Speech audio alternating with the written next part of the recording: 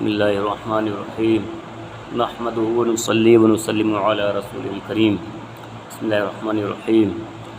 آج سے درس بہار شعر جو ہے نئے سرے سے شروع ہونے جا رہا ہے کہ جب تک اس کو اچھے سے نہ سمجھایا جائے تب تک مزہ نہیں آتا ہے، تو اس لیے جو ہے آج سے نئے سرے سے جو ہے درس بہار شعر شروع ہونے جا رہا ہے۔ عقائد متعلقہ ذات و صفات الہی جل جلالہ، یعنی اللہ تبارک و تعالیٰ کے ذات و صفات کے متعلق کیا عقائد ہمیں رکھنے چاہیے، کیا عقیدہ رکھنا چاہیے، اس بارے میں بیان چل رہا ہے۔ عقیدہ نمبر 1، اللہ عز و جل ایک ہے، کوئی اس کا شریک نہیں۔ قل هو اللہ احد، یعنی تم فرماؤ وہ اللہ ایک ہے نا، کوئی اس کا شریک نہیں، یعنی اس کے سوا کسی اور کی عبادت نہیں کی جا سکتی اور اس کے برابر کسی کو نہیں کہا جا سکتا، نہ ذات میں، نہ صفات میں، نہ افعال میں، نہ احکام میں، یعنی جو وہ کر سکتا ہے وہ ہر کوئی کر سکتا ہے، ایسا نہیں ہے۔ وہ پانی برسا سکتا ہے، عام انسان پانی نہیں برسا سکتا ہے نا۔ اس کا جو کچھ ہے ذاتی ہے، اس کے علاوہ جس کا جو کچھ ہے سب عطائی ہے۔ نہ اسماء میں، اس کے اسماء جیسے کہ اللہ نام کا دوسرا نہیں ہو سکتا ہے نا، اس لیے کہ اللہ صرف وہی ہے، اللہ نام کا دوسرا نہیں ہو سکتا۔ ہاں عبداللہ بول سکتے ہیں، عبداللہ یعنی اللہ کا بندہ، عطا اللہ یعنی اللہ کی عطا، عاشق اللہ یعنی اللہ کا عاشق، وغیرہ وغیرہ نسبت کے ساتھ ہے نا۔ اللہ کسی کو نہیں بول سکتے، واجب الوجود ہے، یعنی اس کا وجود ضروری ہے، اور عدم محال کو یہ کہے کہ نہیں ہے، یا تو یہ تو ایسی بات ہو گئی کہ ایک بوڑھی عورت تھی، اس کے پاس ایک شخص گیا اور کہنے لگا یہ بتاؤ کہ کیا خدا ہے؟ وہ چرخہ کت رہی تھی، یہ دھاگا جو پہلے چلتا تھا، گاندھی جی وغیرہ بھی کرتے تھے کام، تو یہ چرخہ چلا رہی تھی۔ تو اس سے جب پوچھا کہ کیا خدا ہے تم مانتی ہو؟ اس نے کہا ہاں خدا ہے۔ کہنے لگے کیا دلیل ہے اس پہ، دلیل کیا ہے؟ بوڑھی نے کہا یہ میرا چرخہ اس کی دلیل ہے کہ خدا ہے۔ تو پوچھنے والے نے پوچھا کہ چرخہ دلیل کیسے ہو سکتا ہے بھلا؟ بوڑھی نے کہا کہ دیکھو یہ چرخہ ہے، جب میں اسے چلاتی ہوں تو یہ چلتا ہے، اور جب میں اسے نہیں چلاتی تو یہ نہیں چلتا ہے، تو یہ نظام عالم چل رہا ہے، اور نظام عالم چل رہا ہے تو اس کا مطلب کوئی چلانے والا ضرور ہے، تو اس لیے خدا ہے۔ تو اب پوچھنے والے نے پوچھا کہ اگر اچھا ٹھیک ہے خدا ہے، کتنے ہیں؟ ایک ہے، دو ہیں، تین ہیں، چار ہیں، پانچ ہیں، کتنے ہیں؟ کوئی گنتی ہے اس کی یا کوئی ایک ہی ہے؟ تو بوڑھی نے کہا صرف ایک ہی ہے، دوسرا کوئی خدا نہیں ہو سکتا۔ تو جب پوچھنے والے نے پوچھا کہ اس کی دلیل کیا ہے، تو بوڑھی نے پھر یہی کہا کہ یہی میرا چرخہ اس کی دلیل ہے۔ تو پوچھا کہ چرخہ دلیل، اس میں بھی چرخہ دلیل، خدا ہے اس میں بھی چرخہ دلیل، خدا ایک ہے اس میں بھی چرخہ دلیل، کیسے؟ بوڑھی نے کہا کہ یہ چرخہ ہے، اسے میں ہی چلاتی ہوں تو یہ صحیح چلتا ہے، لیکن اسے دوسرا کوئی چھیڑتا ہے، دوسرا کوئی چھو لیتا ہے تو یہ صحیح نہیں چلتا، یہ خراب ہو جاتا ہے، دھاگا کاٹنے لگتا ہے، توڑنے لگتا ہے، تو یہ برابر چلتا نہیں ہے۔ تو اسی طریقے سے سورج مشرق سے جو ہے طلوع ہوتا ہے، مغرب میں غروب ہوتا ہے، اور یہ ہمیشہ ہی روٹین کے حساب سے چلتا رہتا ہے، ڈیلی پر ڈے یہی سسٹم رہتا ہے، پر ڈے اینی ڈے، ہر روز یہی سسٹم رہتا ہے، کبھی رد و بدل نہیں ہوتا۔ ایسا نہیں ہوتا ہے کہ مغرب سے طلوع ہو اور مشرق میں جو ہے غروب ہو، ایسا نہیں ہوتا ہے۔ ایسٹ میں طلوع ہو جو ہے، ایسٹ سے جو ہے ایسٹ میں غروب ہو اور جو ہے ویسٹ میں طلوع ہو، یا نارتھ میں طلوع ہو ساؤتھ میں غروب ہو، ایسا نہیں ہوتا ہے، بلکہ ایسٹ سے نکلتا ہے اور ویسٹ میں غروب ہوتا ہے، کبھی اس کا الٹا نہیں ہوتا۔ اسی طریقے سے برسات کے جو موسم ہیں، جیسے کہ جولائی، اگست، سپتمبر، اکتوبر، تو یہ جو موسم ہیں ان کے علاوہ دیگر موسموں میں برسات کا موسم نہیں ہوتا ہے۔ یہ کبھی بارش ہو جاتی ہے گرمی کی وجہ سے یا کسی وجہ سے، لوگوں کی جو ہے دعاؤں کی بنا پر اللہ تبارک و تعالیٰ بارش برسا دیتا ہے، لیکن برسات کا موسم ایک نہیں بنتا ہے۔ لیکن جو برسات کا ایک موسم ہے، انہی دنوں میں برسات جو ہے ہوتی ہے سب سے زیادہ، اور اس کے علاوہ دیگر جو ہے موسموں میں برسات نہیں ہوتی ہے اس حساب سے۔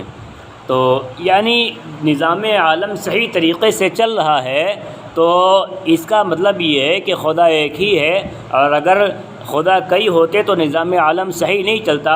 ایک خدا کہتا کہ ہم جو ہے مغرب سے سورج نکالیں گے، مغرب میں طلوع اور مشرق میں طلوع کریں گے، اور ایک کہتا کہ نہیں، ہم جو ہے ساؤتھ سے سورج نکالیں گے اور یعنی جو ہے دکشن سے سورج نکالیں گے اور اتر میں جو ہے غروب کریں گے۔ تو اس طریقے سے فساد ضرور ہوتا، اور اللہ تبارک و تعالیٰ خود فرماتا ہے کہ اگر کئی خدا ہوتے تو فساد ضرور ہوتا، تو لہذا دوسرا کوئی خدا نہیں ہو سکتا، اس لیے کہ اگر دوسرا خدا ہوتا تو نظام عالم بگڑ کے ہی رہ جاتا، پھر کوئی نظام نہیں رہتا، پھر جانور انسان بن جاتے، انسان جانور بن جاتے، اور کبھی کچھ ہوتا کبھی کچھ ہوتا، تمام چیزوں میں رد و بدل ہوتا رہتا۔ لہذا جہاں پہ جو ہے جیسا بنایا اللہ تبارک و تعالیٰ نے نظام بنا دیا، ویسے ہی نظام چل رہا ہے، اس میں رد و بدل نہیں ہوتا، اس کا مطلب دوسرا خدا نہیں ہو سکتا۔ تو بہرحال میں بیان کر رہا تھا بحر شریعت میں عدم محال ہے، قدیم ہے، وہ قدیم ہے یعنی وہ ہمیشہ سے ہے، ازلی کے بھی یہی معنی ہے، باقی ہے یعنی ہمیشہ رہے گا، اور اسی کو ابدی بھی کہتے ہیں، وہی اس کا مستحق ہے کہ اس کی عبادت و پرستش کی جائے، دوسرا کوئی جو عبادت کے لائق نہیں ہے، دوسرے کسی کی عبادت نہیں کی جا سکتی۔ اور ایک بات اور میں یہاں پہ واضح کر دوں کہ جو لوگ اپنے پیر وغیرہ کے سامنے اس طریقے سے جھکتے ہیں جیسے سجدہ ہوتا ہے، تو میں بتا دوں کہ یہ سخت حرام ہے۔ پہلی بات تو ایسا شخص جو ایسا کرنے کی اجازت دے وہ پیر ہو ہی نہیں سکتا۔ میں جو ہے پیر کو جانتا ہوں، حضور تاج الشریعہ علیہ رحمت و رضوان، میں آپ کی بارگاہ سے بیعت ہوا، اور الحمدللہ رب العالمین میرے پیر نے کبھی کسی کو ایسا کرنے کی اجازت نہیں دی، بلکہ اپنے پیروں صرف جو ہے ناک لگانے کی بھی اجازت نہیں دی۔ یہاں تو پورا انسان سجدے کی طرح جھک جاتا ہے، لیکن حضور تاج الشریعہ علیہ رحمہ نے تو بالکل جھکنے کی بھی اجازت نہیں دی کہ نہیں، میرے پاس آ کر جھکنا نہیں ہے۔ ہاں، اور آپ کے شہزادے حضور قائد ملت اسی طریقے سے، اور پیران نظام حضور معزز کبیر، حضور گلزار ملت، حضور غیاث ملت وغیرہ، ان تمام کے علاوہ بہت سارے پیران اعظام ہیں جو شریعت کے پابند ہیں، اور یہ پیران اعظام ہمیں غوث تک پہنچا دیتے ہیں۔ اور حضور تاج الشریعہ علیہ رحمہ نے الحمدللہ رب العالمین فقیر قادری کو اور تمام لوگوں کو غوث اعظم رضی اللہ تعالیٰ تک پہنچایا ہے، ہاتھ لے کر ہاتھ میں پہنچا دیا ہے غوث تک۔ پیر کا غوث کا فیضان ہے اختر رضا خان ازہری۔ بہرحال تو یہ جو ہے میں اسی پر جو ہے گفتگو کر رہا ہوں کہ اللہ تبارک و تعالیٰ کے سوا کسی کی عبادت نہیں کی جا سکتی، اور سجدہ بھی کسی کو نہیں کیا جا سکتا، چاہے اب عبادت کا سجدہ ہو، چاہے جو ہے تعظیمی سجدہ ہو۔ تعظیمی سجدہ بھی کسی اور کے لیے جائز نہیں ہے اس امت میں۔ پہلے کی امتوں میں تعظیمی سجدہ جائز ہوا کرتا تھا۔ تعظیمی سجدہ یعنی عبادت کا خیال نہ ہو بلکہ صرف تعظیم کرنے کی نیت سے سجدہ کرنے لگتے تھے پہلے، تو پہلے کی امتوں میں جائز تھا، لیکن اس امت میں تعظیمی سجدہ بھی جائز نہیں ہے۔ اگر اس امت میں سجدہ جائز ہوتا تعظیمی سجدہ، تو عورت کو جائز ہوتا کہ وہ اپنے شوہر کو سجدہ کرے، ہے نا، وہ بھی تعظیمی سجدہ، عبادت کا نہیں۔ عبادت کا سجدہ تو صرف اللہ تبارک و تعالیٰ کے لیے ہے، وہ بھی اگر ہوتا لیکن جائز نہیں ہے۔ اچھا، وہ بے پرواہ ہے، یعنی کوئی یہ کہے کہ ہم نماز نہیں پڑھیں گے تو اس کو تکلیف ہوگی، اس کو جو ہے ایسا ہوگا، ایسا کچھ نہیں ہے۔ تم نماز نہیں پڑھو گے تو اسے کوئی تکلیف نہیں ہوگی، اسے تمہاری اسے اس چیز کی پرواہ نہیں کہ تم نماز پڑھتے ہو یا نہیں پڑھتے ہو۔ ہاں، وہ چاہتا ہے کہ تم بھلائی پر آؤ اور اللہ کو راضی کر لو۔ تم بھلائی پر آؤ گے تو اللہ تبارک و تعالیٰ تم سے راضی ہو جائے گا، اور اللہ فرماتا ہے کنتم خیر امۃ اخرجت للناس، بے شک جو ہے تم بہترین امت ہو اور لوگوں میں سے تمہیں نکال لیا گیا ہے، تأمرون بالمعروف وتنہون عن المنکر، تم بھلائی کا حکم دیتے ہو اور نیکی جو ہے گناہوں سے روکتے ہو۔ یہ کون ہے؟ جو خود گناہوں سے بچتا ہے اور نیکی کرتا ہے، نیک کام میں رہتا ہے، دیندار ہے، عالم دین ہے، وہی اسی کے لیے یہ بیان ہے، کیونکہ وہی جو دیندار ہے، جب خود دیندار ہوگا تبھی تو لوگوں کو نیکی کا حکم دے گا، جب خود عالم ہوگا تبھی تو لوگوں کو جو ہے علم دے گا اور علم کی باتیں بتائے گا، اللہ کی طرف بلائے گا۔ اور جب خود ہی علم والا نہیں ہوگا تو پھر اللہ کی طرف لوگوں کو کیسے بلائے گا، دین کی طرف لوگوں کو کیسے بلائے گا؟ تو لہذا یہ کہ اسے اس جو ہے یہ پرواہ کرنے کی ضرورت نہیں ہے کہ تم نماز نہیں پڑھتے ہو تو اس کا کوئی نقصان ہے. تم نماز نہیں پڑھو گے تو تمہارا نقصان ہے، اس کا کوئی بھی نقصان نہیں ہے. تم نماز نہیں پڑھو گے سزا تمہیں ملے گی، اور نماز پڑھو گے تو اللہ تم سے راضی ہوگا، پھر تم پر رزق کشادہ ہو جائے گا، رزق کھلے گا. اور رزق تو تم کھاتے ہو، لیکن کیا کھاتے ہو؟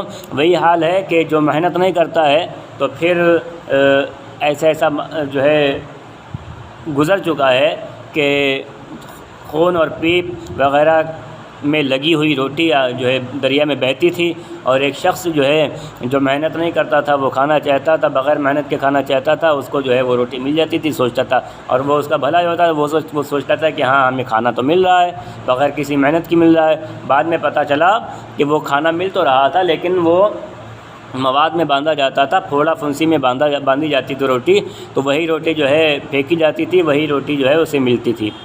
تو بہرحال گندی جو ہے جو عبادت نہیں کرتا اور بغیر عبادت اللہ تبارک و تعالیٰ کا رزق کھانا چاہتا ہے تو پھر اسے ایسا ہی ملتا ہے، کیونکہ اللہ تبارک و تعالیٰ نے تو رزق دینے کا وعدہ فرما لیا ہے. تو بندہ چاہے جیسا گناہ بھی کرتا ہے لیکن اللہ تبارک و تعالیٰ اسے ضرور کھلاتا ہے. تو بندے کو سوچنا چاہیے کہ جب بغیر عبادت کے اللہ تبارک و تعالیٰ اسے کھلا رہا ہے تو جب عبادت اگر انسان کرے گا تو پھر اللہ تبارک و تعالیٰ اسے کتنا نوازے گا. اس کی نوازش کی کوئی انتہا نہیں. وہ نوازنے پہ آئے تو پل بھر میں فقیر کو بادشاہ بنا دیتا ہے اور بادشاہ کو فقیر بنا دیتا ہے. وہ ایسا نوازنے والا ہے، لہذا اسے یہ پرواہ کرنے کی ضرورت نہیں کہ تم کیا کرتے ہو، بلکہ تمہیں پرواہ کرنے کی ضرورت ہے کہ اللہ کو ہم سے ناراض ہے یا خوش. اب کیا کرتے ہیں لوگ؟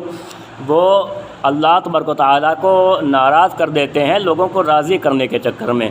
غلط طریقوں سے لوگوں کو راضی کرنے کی کوشش کرتے ہیں، غلط رسمیں، غلط رویے اختیار کرتے ہیں. شادی بیاہ وغیرہ میں ڈھول تاشے، ناچ گانا، دنیا بھر کی رسمیں، ایسی ناجائز و حرام رسمیں جو ہے لوگوں نے شادی بیاہ میں نکال لی ہیں. الا ماشاء اللہ ہم جیسے لوگوں کا شادی بیاہ میں جانا مشکل ہو گیا ہے. اپنے رشتہ داروں کی شادی بیاہ میں نہیں جا پاتا میں، اس وجہ سے جو لوگ یہ سب کرتے ہیں، ڈی جے باجے بینڈ باجا وغیرہ اگر کرتے ہیں تو میں صاف انکار کر دیتا ہوں. نکاح پڑھانے سے بھی میں نکاح پڑھانے بھی کئی بار جو ہے نکاحوں میں نہیں جا پاتا، اس لیے کہ لوگ جب ماننے کو تیار نہیں ہوتے تو میں بھی پھر کہہ دیتا ہوں کہ تو ایسے نکاح پڑھانے کی مجھے کوئی ضرورت نہیں. یہاں تک کہ بدعقیدوں میں نکاح کریں، دنیا بھر کی ایسے غلط اور خرافات والی رسمیں جو ہے ایجاد کر لی لوگوں نے کہ الا ماشاء اللہ. میں سب کی بات تو نہیں کر رہا، لیکن اکثر لوگ مسلمانوں میں ایسے ہو گئے ہیں کہ بالکل اسلام کو بھول گئے ہیں اور غیروں کی رسموں کو ایسا اپنا رہے ہیں. اور انہیں کیا اللہ کا ڈر نہیں، اللہ کی پرواہ نہیں کہ اللہ ناراض ہو جائے گا ہم سے؟ یہ نہیں جانتے کہ ہم سے اللہ ناراض ہو گیا تو پھر ہمارا سب کچھ جو ہے برباد ہو جائے گا، اور لوگوں کو راضی کرنے کی کوشش کرتے ہیں یہ. تو یہ سوچ لیں کہ اپنے ان اعمال سے ان کے جو ہے لوگ صرف ظاہری طور پہ وقتی طور پہ خوش تو ہو جائیں گے لیکن ان سے راضی نہیں ہو سکتے. لوگ تو اللہ والوں سے جب راضی نہیں ہوتے تو ان سے کیا راضی ہوں گے؟ یہ ڈھول تماشا کرنے والے اور یہ ڈی جے بینڈ باجے والے اور یہ خرافات میں ملوث رہنے والے، حرام ناجائز و حرام کام میں ملوث رہنے والے، بیاس کھانے والے، گندا کھانا کھانے والے، ان سے لوگ کیسے راضی ہو سکتے ہیں جب اللہ والوں سے نہیں راضی ہوتے سارے لوگ؟ ہاں، اگر تمہیں راضی کروانا ہے لوگوں کو تو پھر اللہ کو راضی کرو، اس لیے کہ اگر تمہارا رب راضی، اگر ہمارا رب راضی تو پھر ہم سے سب راضی، اور اگر ہمارا رب ناراض تو پھر ہم سے سب ناراض. لہذا اگر راضی کرنا ہے تو اللہ کو راضی کرو، اللہ کے رسول صلی اللہ تعالیٰ علیہ وسلم کو راضی کرو. اگر تم نے انہیں ان ذات کو جو ہے راضی کر لیا تو پھر سب راضی ہو جائیں گے. اور اگر کوئی دنیا میں اگر کوئی راضی نہیں بھی ہو رہا ہے تو اس کی کوئی ضرورت نہیں ہے، صرف ہمیں یہ سوچنا ہے کہ اللہ تبارک و تعالیٰ اور اس رسول صلی اللہ تعالیٰ علیہ وسلم ہم سے راضی ہوں. بقیہ انشاءاللہ تبارک و تعالیٰ کل جو ہے اس تعلق سے بتایا جائے گا. اللہ تبارک و تعالیٰ ہم سب کو عمل خیر کی توفیق عطا فرمائے. اللہم آمین.